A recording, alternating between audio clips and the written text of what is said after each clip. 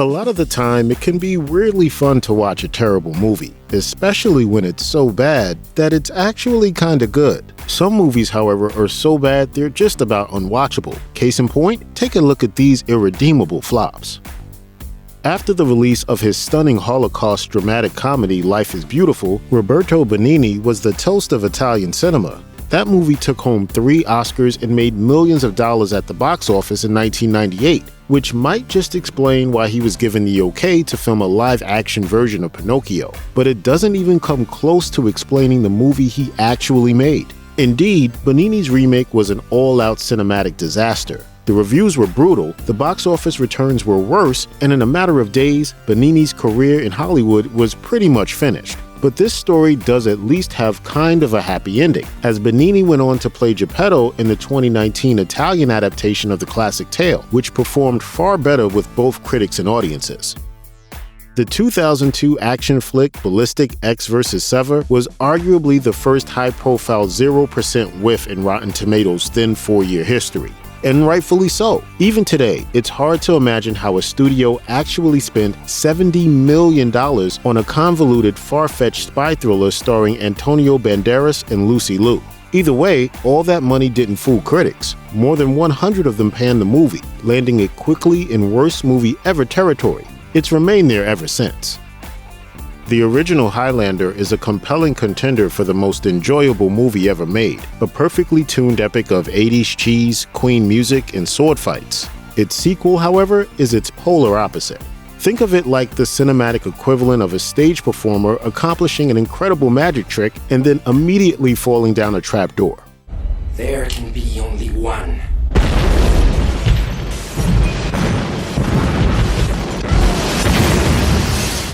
Right from the bizarre sci-fi themed intro cards, it's clear that something went very wrong during the conception of the sequel. For this movie, the genuinely intriguing concept of a group of immortals walking the planet since the dawn of time has been twisted into limp speculative fiction about Earth's future. Even worse, the immortals are revealed not to be an offshoot of humanity, but rather a race of aliens from the desert planet Zeist, directly contradicting the original's entire mythology within the first 10 minutes. The result is a movie that pleases nobody, a betrayal for loyal fans that's still too weird for newcomers. Within days of its limited theatrical release, the John Travolta-led John Gotti biopic, Gotti, was being confidently hailed as the worst mob movie of all time. While it's hard to be 100% certain if that's actually the case, it's hard to see how things could get much worse. Gotti's greatest sin is that it's incredibly boring. Aside from a few moments of unintended hilarity, there's just not that much to enjoy. Bizarrely edited and incredibly difficult to follow, the movie is essentially a long collection of technically uninteresting scenes, stitched together with voiceover and real-life archival news footage into something that only sometimes looks like a film. If Gotti ends up being remembered at all, it will likely be due only to the movie's pugilistic and manipulative marketing tactics. In an effort to combat its 0% favorability among critics, producers of the film rolled out an ad campaign spuriously claiming that it's not a movie for critics at all, but rather something the general public would enjoy. And that's fair. If you generally don't think about movies, talk about movies, or watch movies, then sure, you might be tricked into believing this movie is fine. As for everybody else, stay far away. Capiche? Here's the thing about Rotten Tomatoes. Movies that acquire a 0% fresh rating aren't necessarily the worst movies in the world. They're all bad to some extent, but they can just as easily be aggressively average too. Stratton is one such movie. Boring and uninspired, sure, but hey, it's probably not going to kill anybody either. Coming from the director of Con Air and The Expendables 2, Stratton is a by-the-numbers action movie that never manages to elevate itself in the way those semi-respectable adventures did. The movie follows a government agency's quest to stop a rogue former Soviet operative from launching a chemical weapon attack on London. And if that plotline sounds derivative, that's because it is. And you'd better get used to it, because there's not an original bone in this movie's body. Stratton's cardinal sin, however, is that it brings together all those cliches and tired tropes, but forgets to throw in any actual tension or excitement, and you kinda need those in an action movie. So sure, Stratton may not be the worst movie ever made, but you'd still be hard-pressed to find a single good reason to watch it. Eli Roth's 2002 horror flick Cabin Fever is far more notable for kicking off the filmmaker's career than it is for its actual merits as a movie, mostly because it has so few. Somewhat obnoxious, gory, and sporadically entertaining. It's the sort of middling movie that could have really benefited from the remake treatment, with another artist pulling out its best assets while discarding the material that just doesn't work. But that's not what happened. Instead, the 2016 version of the movie is essentially the same film, just with worse acting, worse casting, and even lower production values. Virtually every one of Cabin Fever's reviews zeroed in on its utter pointlessness, critiquing the movie on a fundamental level and questioning its very reason to exist. In a vacuum, this tale of a bunch of pretty young people getting absolutely wrecked by a flesh-eating virus probably wouldn't have warranted such disdain. But considering the movie's other crippling flaws, it's pretty hard to know for sure. Is there a movie star on Earth more obviously bored with his career than Bruce Willis? Once the very embodiment of the charismatic everyman, Willis's most recent achievements seem to have amounted to little more than tanking the Die Hard franchise and refusing to appear in The Expendables 3. But while Willis's more recent projects haven't exactly been great, it's rare that his movies get as devastatingly dull as 2016's Precious Cargo. Writing for RogerEbert.com, the critic Peter Sobczynski described his action movie as a VOD craptacular that is basically as forgettable as they come. It's a film completely incapable of transporting the viewer into its world, leaving you constantly aware that you're watching actors who are simply going through the motions. They drive speedboats, they shoot guns, they collect paychecks. There's no artistry here. You know it, the filmmakers know it, and Bruce Willis clearly knows it more than anyone. If he had just played up to the movie's badness, Nick Cage style, Willis might have been able to make Precious Cargo just a little more entertaining. Instead, he looks annoyed to even have to be there. Still, in that sense at least, it's probably his most relatable performance in years. Unfortunately, Simon Says isn't a movie adaptation of the hit Light Up game, although even watching a Simon toy light up for an hour and a half would probably be more entertaining than this dire Dennis Rodman sequel. The original movie Double Team featured the bad boy basketball player and Jean-Claude Van Damme teaming up to kick butt and act badly. Yes! Behind you! Oh! Van Damme didn't return for the sequel, however, so they got the next best thing, Dane Cook.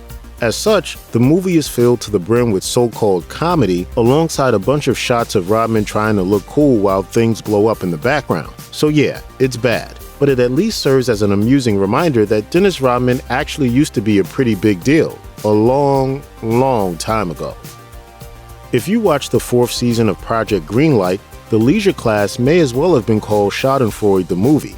In the reality show about a contest winner getting a chance to make their own film, Ben Affleck and Matt Damon picked the supremely obnoxious Jason Mann as their champion. The Leisure Class was the result, a comedy where nothing funny happens, the characters inexplicably change on a whim, and even the basic story doesn't really make any sense. On the surface, it's a good idea for a film. A con man falls in love with his mark only to have his ne'er-do-well brother come in at the last minute to mess everything up. But the tone changes wildly from scene to scene. The lead is shockingly stiff, and it even looks horrible. It's truly hard to find anything good about The Leisure Class, which is why it's so delightful to watch. Seeing an arrogant kid like Mann get his comeuppance in more or less real time is more satisfying than you can possibly imagine. When the sitcom Friends became a hit for NBC in 1994, Hollywood quickly signed up its 6 young and funny cast members to headline a number of feature films. For the most part, these movies were forgettable, middling romantic comedies like David Schwimmer's The Pallbearer or Matthew Perry's Fools Rush In. These movies were nothing special, but they weren't exactly horrible either. And then there's Ed, the 1996 sports comedy starring Matt LeBlanc opposite a rowdy chimpanzee. LeBlanc plays Jack Deuce Cooper, a talented baseball pitcher who chokes under pressure so much that he's relegated to an obscure minor league team. Even more humiliating, the team's third baseman is its former mascot, a primate named Ed. Over the course of the movie, Deuce learns to believe in himself and how to be a good friend, all because of that wacky chimp with a heart of gold. Not only was Ed a box office bomb, bringing in a grand total of $4.4 million, but critics were united in their utter hatred for the movie. For example, Dasson Thompson of the Washington Post called it breathtakingly unadventurous with its cheesy storyline, hackneyed ballpark fable sentiments, adorable animal, and collection of one-dimensional human nincompoops. In the early 1980s, Chuck Norris was the king of a certain kind of patriotic war movie, in which the star could bomb, shoot, and karate kick bad guys to his heart's content.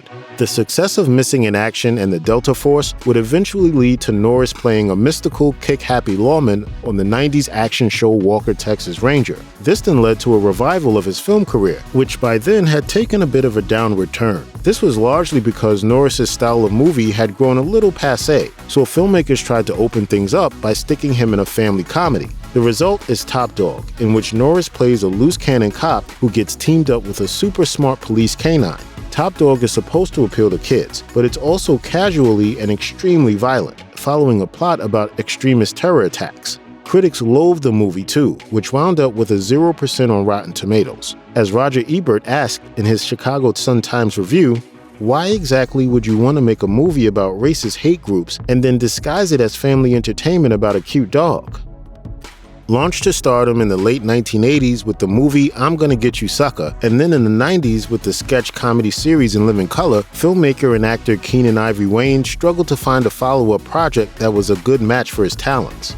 His two stabs at action heroism, Most Wanted and The Glimmer Man, both bombed, but at least critics had a few nice things to say about those movies. The same can't be said for Wayans' 1994 romantic action comedy, A Low Down Dirty Shame. Wayans wrote and directed the oddly laid-back movie about Andre Shame, a disgraced police detective in Private Eye who just can't seem to bust drug kingpin Mendoza. Suddenly, Shame finds a new lead and gets back on the case with the help of his sassy assistant Peaches. Austin Chronicle critic Allison McCord summed up the movie best writing, "I'm not sure what type of movie this is supposed to be or who its audience is, but it's a low-down dirty shame that Wayans' talent is wasted on this film."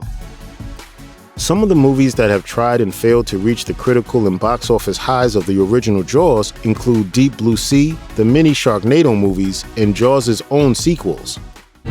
You're gonna need a bigger boat. Making a movie like this is like walking a tightrope over a proverbial shark tank. If it's too violent, salacious, or gory, then it's an outright bad movie. If it goes too far in the other direction, instead focusing on tension and dread, then it's usually perceived as little more than a Jaws ripoff. Somehow, Dark Tide manages to be both. Halle Berry plays a shark expert and diving teacher who has to guide a daredevil rich guy into a part of the ocean so infested with sharks that it's nicknamed Shark Alley. You can probably guess what happens next. As Peter Bradshaw wrote in The Guardian, the sharks themselves are the only ones to emerge with credit from this. Hollywood foisted 7 Police Academy movies onto the world in the 80s and 90s, despite only the first being a true blockbuster, and all of them getting absolutely savaged by the critics. As far as Rotten Tomatoes scores are concerned, Police Academy is among the most critically loathed and poorly reviewed franchises in movie history. Entries 4 through 7, Citizens on Patrol, Assignment Miami Beach, City Under Siege, and Mission to Moscow, are all rated at 0% on the site. Operating under the premise that a big city police department has to sign up virtually anyone who wishes to protect and serve, these particular installments find the cadets training new hires, traveling to Miami, fighting an organized crime ring, and trying to take down a money launderer in Moscow. Ian Freer of Empire, in his review of Police Academy 4 Citizens on Patrol, summed up the thoughts of his fellow critics with regards to the whole series. He wrote, "Oh dear, oh dear, oh dear." Tom Selleck got his movie career going in 1987 with the smash hit 3 Men and a Baby. Sadly, he didn't have many more hits beyond that, although he did offer up a kind of reversal on 3 Men and a Baby with the 1992 comedy Folks, in which he played a yuppie trying to contend with his aging parents. Supposedly a comedy, Folks is basically a nasty 100-minute insult against well-meaning elderly people. Selleck plays John, who invites his increasingly infirm parents to move in with him and his family after his father burns down their home. However, his folks' meddling somehow causes Selleck's character to lose his job, as well as his wife and kids. In his review for the Seattle Times, Michael Upchurch wrote, "The film's appeal will depend largely on whether you feel like laughing at senile dementia." And that about sums it up. The D-grade E.T. ripoff Mac and Me is noteworthy for just a few reasons. Firstly, it contains perhaps the most egregious use of product placement in Hollywood history, with an entire scene being devoted to an amazing birthday party held at McDonald's that even features Ronald McDonald himself. It's also a dance number, which E.T. is notably lacking, so at least Mac and Me brought something new to the table. But that's about it. Honestly, the only real reason anyone might have to watch this silly 80s flick is to get some context for a running gag Paul Rudd has been doing for years. Every time he guests on Conan O'Brien's show to promote a film, he switches out the clip of that film with the same clip from Mac and Me.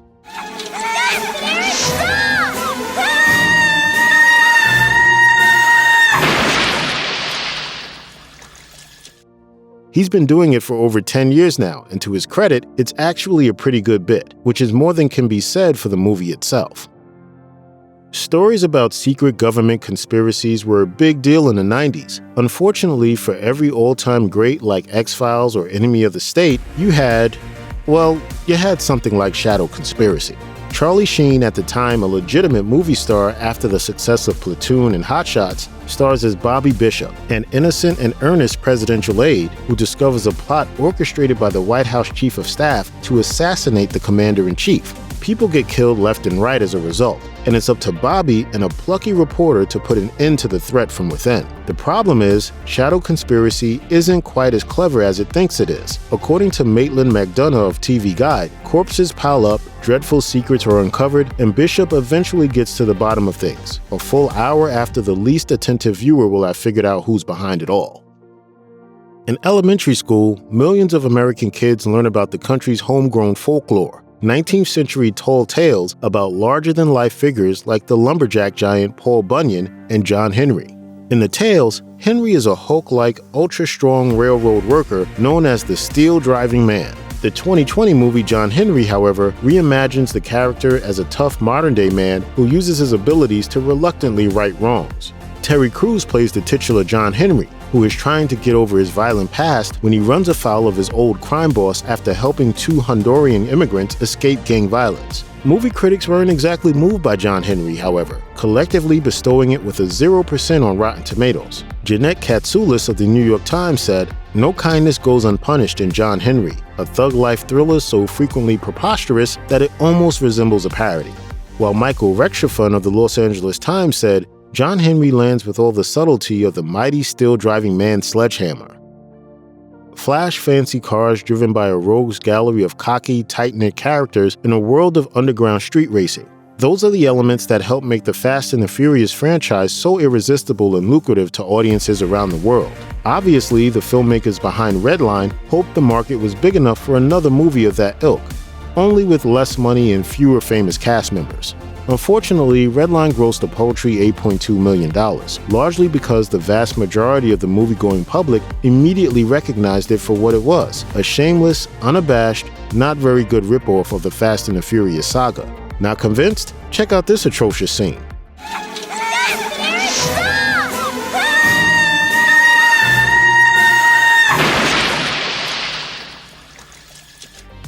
Okay, we pulled a Rudd. But critics loathe the real movie, which currently sits at an impressive 0% on Rotten Tomatoes. As J.R. Jones of the Chicago Reader so succinctly explains, the whole thing is pretty stupid. There are a lot of haunted house movies out there, to say the least. It's a tried-and-true film subgenre, and they really do fill a niche, mostly because audiences love the familiar beats of stories about things that go bump in the night. Now, movie critics traditionally aren't all that keen on horror movies, but it's still pretty hard to make one so bad that it's panned by literally everybody. But that's exactly what happened with The Disappointments Room. In this movie, a woman named Dana and her family move out of busy Brooklyn in favor of a house in the country. It's already occupied, however, by secrets, ghosts, and plenty of foreboding dread, all thanks to the family that lived there in the 1800s. Robert Abel of The Wrap said the movie consists of a litany of embarrassments, while Mark Savlov of the Austin Chronicle wrote that The Disappointments Room lives and dies up to its name.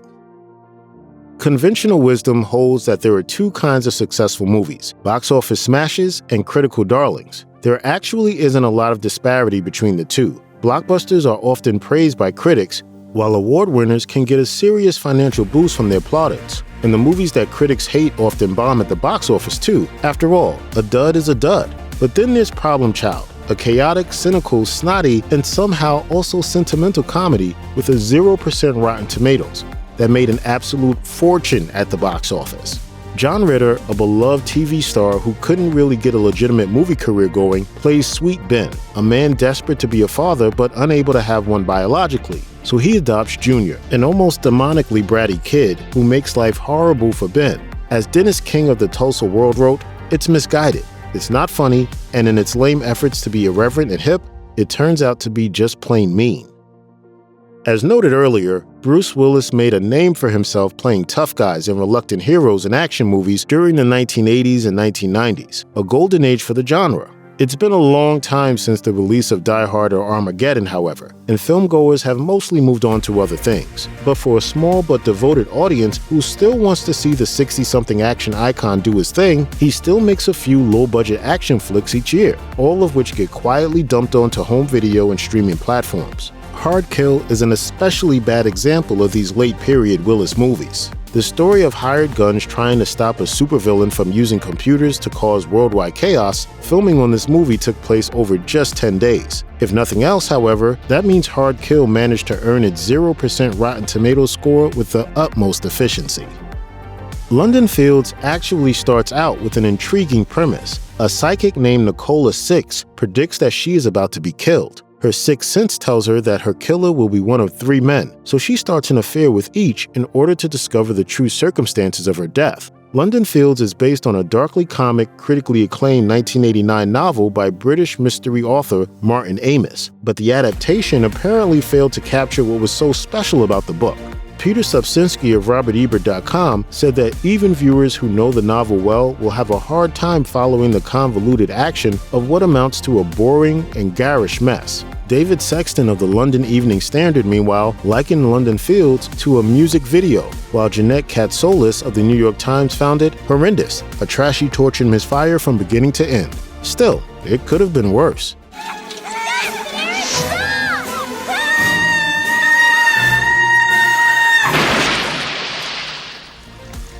Check out one of our newest videos right here. Plus, even more Looper videos about the best and worst movies are coming soon. Subscribe to our YouTube channel and hit the bell so you don't miss a single one.